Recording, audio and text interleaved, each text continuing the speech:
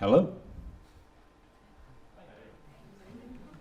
My name is Andy Ingamells, and this is Apartment House. Well, you don't have to applaud just yet. They haven't played yet. You can start playing though. Please feel free. So, this is a performance about making a connection. In 2017, I moved to a big Victorian building. There used to be a psychiatric hospital in Cork, in Ireland. And since the Victorian era, this psychiatric hospital has now been turned into lots of little apartment houses. And when I moved there from England, I didn't really know anyone. And so, being the reclusive composer that I am, I went on Twitter to see if there was anyone composing, any composers living in Ireland. So I searched for composers in Cork, and I found someone called Cork Composer on Twitter. No name, just Cork Composer. And I thought, perfect, job done. And so I followed the Cork Composer, not in real life, just followed him on Twitter. And to my surprise, he followed me back. And as his tweets started appearing in my newsfeed, I started to see his profile picture, which was this cute little black and white pug. And as these tweets kept appearing, he was talking about this pug, and I realized this cute little pug was named Archie.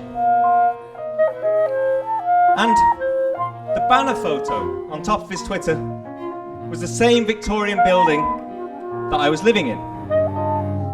And the months passed, and I realized I could see Cork Composer outside in the grassy area, just outside our building, the communal area, walking Archie the dog. And I'd go outside, and Archie, the little pug, he'd come waddling up to me, and he was so cute and friendly that I used to like kneel down and I'd kind of start petting him. It was really, really cute. And me and Cork Composer, we'd start chatting to each other, but we never introduced ourselves, even though we followed each other on Twitter, even though we liked each other's tweets. See, the thing is that although we lived in the same building, and we're both composers, the similarities ended there. We operated in completely different parts of the music world, if you know what I mean. Like, we completely disagreed on all different types of music. But he had a really cute pug, and I really loved petting this dog. And I started thinking to myself, I've got to write a piece for Apartment House. And I'm really enjoying petting this Cork Composer's dog. And so I started thinking, wouldn't it be nice if I could sort of pet the hands of Apartment House while they're playing, in the same way that I pet Archie, the little pug. And I thought, wouldn't it be cool if people could join in? So I thought, if I went and got the guy in the yellow hat who's here, and got him to stand up, and came out to the front, come out to the front, climb over. If I got him to go up to Anton, the cello player here, and if I got him over, and I got him to start petting Anton's hands, kind of like petting a dog, pet the other hand as well. And this might be quite a nice thing to do. And it also might change the sound of the players a little bit. So, I was there outside meeting Cork Composer and petting his cute little dog and thinking about sharing this experience with other people. And so I thought maybe I could get other people from the audience to come up.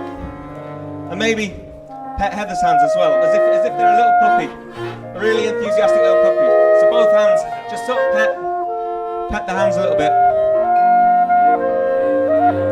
You see, the thing is, if I was going to do this with Apartment House, I'd need someone to write the music. I'd need someone to write the music to be used, because the thing is, I don't know if anyone's heard my music before, but my music's quite weird.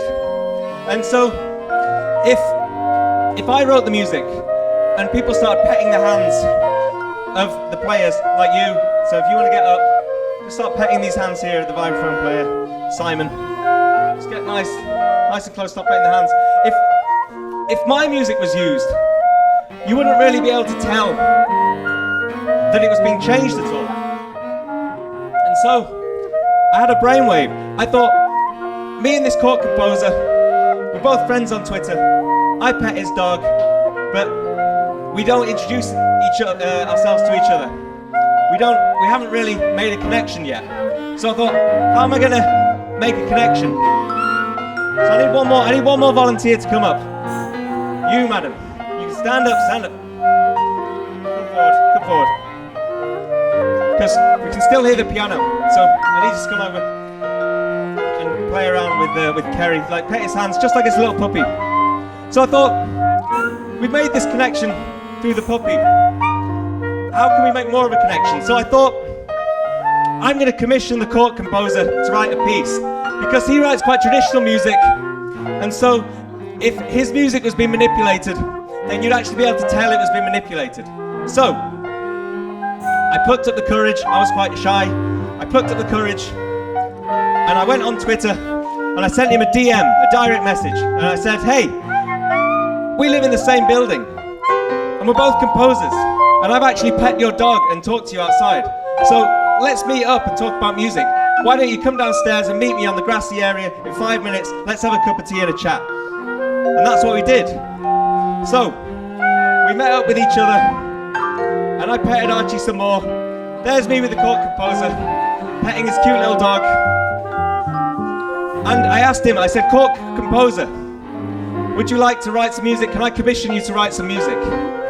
And he did. And it was really, really nice. Let's get more people up. You, madam, can stand up. I want to also play around with the other hand, so let's have one on each hand there. Excellent. So I commissioned the chord composer to write some music, and he was fantastic. He was amazing. You, madam, stand up. I want you to pet the other hand on Simon, our vibraphone player. Just pet it like a little puppy dog. And I want everyone who's touching the hands now to really start playing around. Really like scratch underneath the hands, as if you're scratching Archie's chin.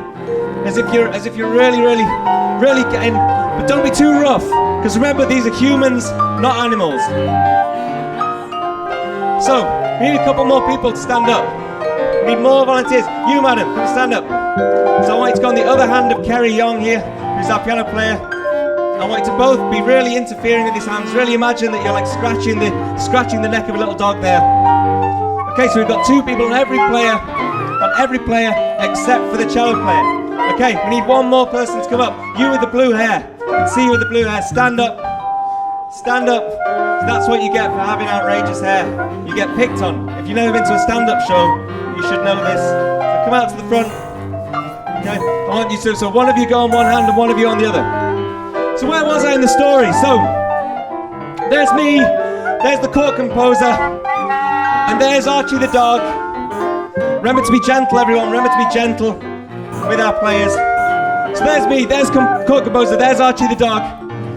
And chord composer then composed a piece for me. He composed a beautiful piece of music. He called it Up the Lee Road, because in Cork, that was a saying for people who went to the psychiatric hospital in Victorian times. And so I had this music, and I had some people, and I had Apartment House to play this music, and so I then decided to hold like a little private performance.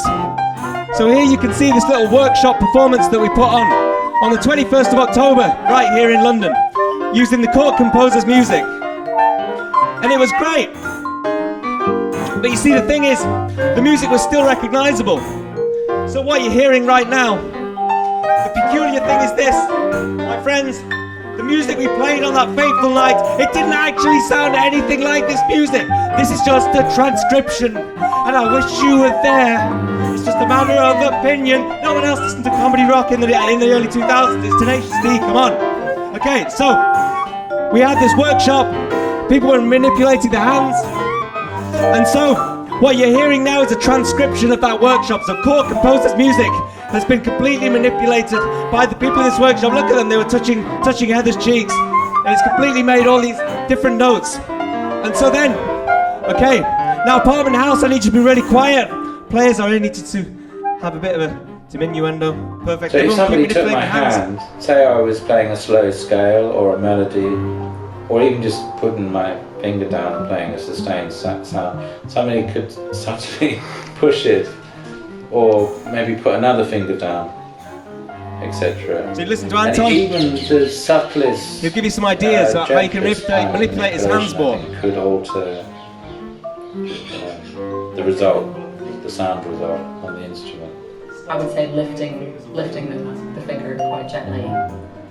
If you lift it quite slowly, you get a kind of little sort of glissando sound, depending on what note I was playing. If you were to just turn the wrist, you would change quite a lot, because all the fine motor, fine detail is going to go. And if you take fingers away, so it's just like that. If you took a thumb away, you'd lose the stick.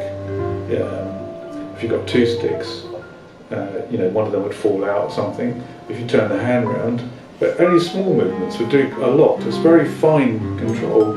If you take the arm out, take the weight from it, then you're losing some of the balance in the whole process, because you're holding something. I mean, whether it's a bow or a stick. I suppose I quite like formalised ways of human touch.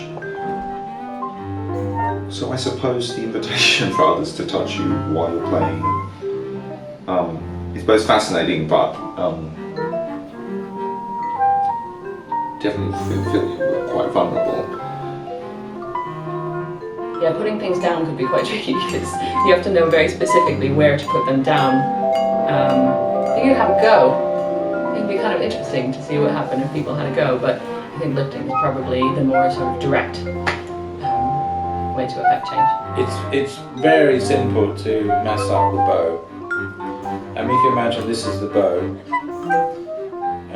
moving it backwards and forwards. If someone actually put their hand on the bow or on my hand, it could change the string.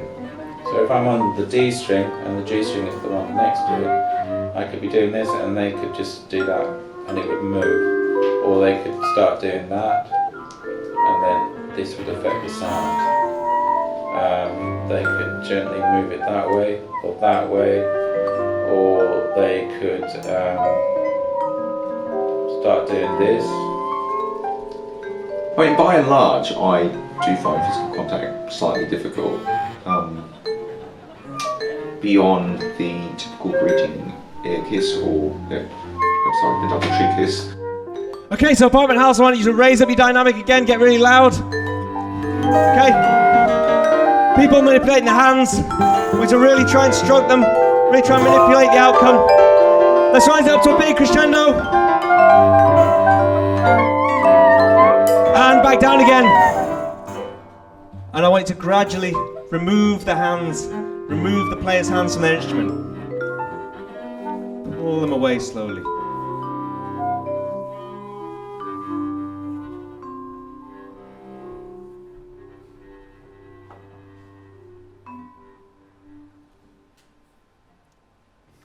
Thank you so much for listening, everyone. We're going to have a 5-minute break and then Apartment House will be back with the set.